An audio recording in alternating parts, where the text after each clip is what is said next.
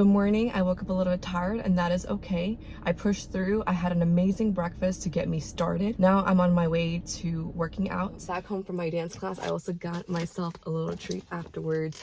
I got myself some beef bacon. I'm excited to have this. I've been searching at Walmart to get my hands on this from a different brand. This was a little pricey from the halal store, but it's all good. I wanted to give it a try to see if I even like it, to maybe look for it from other stores. Some lessons from class today were that I couldn't really be myself. I was too worried that people were looking at me, and I didn't like that because that made me feel uncomfortable. There were some difficult dances, and I'm really grateful because the lady in front of me, the lady next to me on this side, and then the lady right next to me, they all were helping me. One lady even said it took her like 4 to 5 classes until she learned the dance. The main lesson here is to just keep showing up, keep doing it, learning, and to have fun. There was one dance where you open your arms, and while we were doing that several times, I was like, be free. Be free to dance, be free to let it out, whatever it is. And there's also like these punching moves, putting your hands up and you're punching, and I'm like, let out your anger.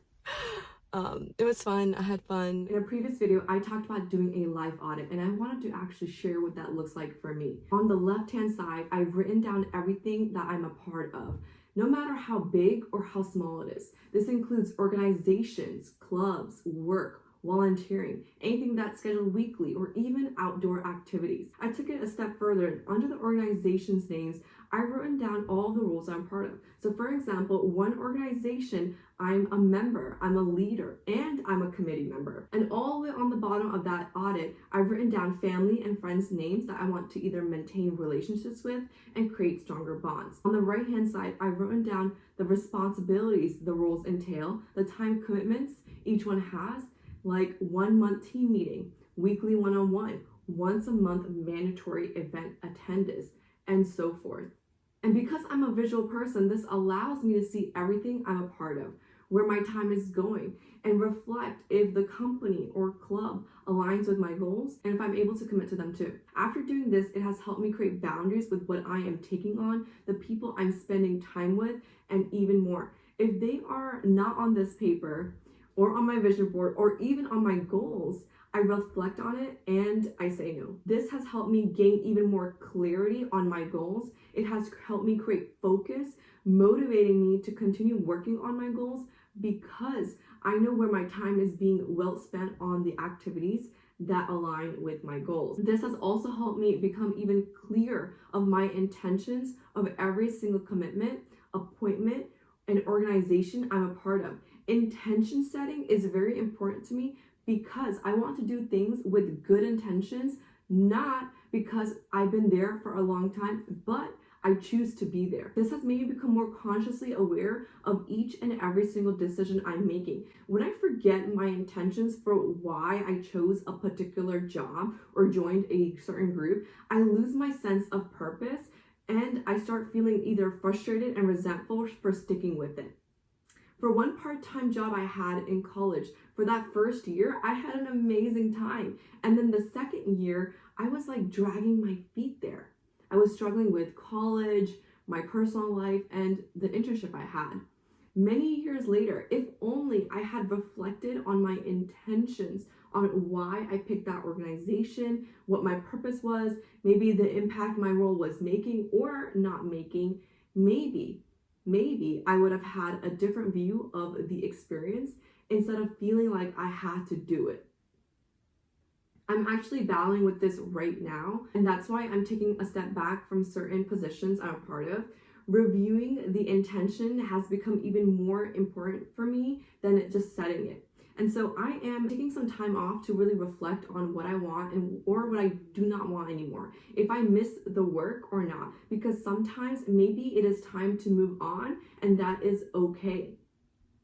Ever since I did this life audit, some really amazing things have begun to happen. At first, I thought it was like a bad thing.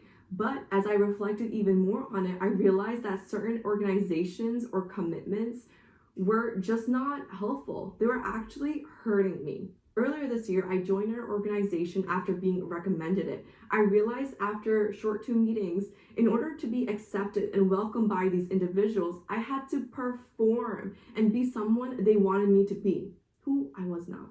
Either I was talking too much, sharing the wrong things, being too happy, smiling. Regardless of what I did or corrected, it didn't feel right anymore to be a part of that group. And then I realized it wasn't meant for me. Learning has been so important to me, and when I learned this thing that I'm going to be sharing in a little bit, it has changed my outlook on life.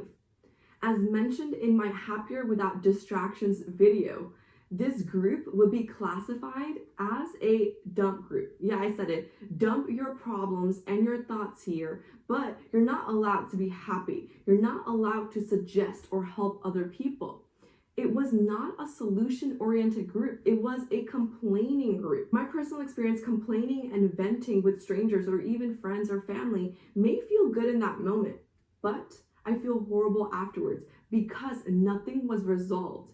And now I have to deal with not only my emotions, other people's emotions and their stories and their emotions. There was no action step, no solution, no type of emotional regulation. Nothing really happened. And soon after learning what that group was really about, the certain patterns that were repeating, I let that group go. I even crossed them off my life audit, and it felt so good for clearing that space for the right one. Once I let that group fully go, guess what happened? I got invited to another group that had the types of people I was looking for, the kindness, the conversations, and I felt welcomed. I also realized the more I'm learning, being with even clearer about my goals, the types of people I want to let in, setting good boundaries, both verbally and energetically for people, experiences, or commitments, certain things automatically either come to me or they deselect themselves. Coming back to the life audit, I've written on the bottom people's names, friends and family's names that I want to maintain relationships with. And from that, I schedule time to either text them on my calendar or schedule something in advance. That completes the life audit. Hopefully you enjoyed today's video. If you did, make sure you hit the like button, and until next time.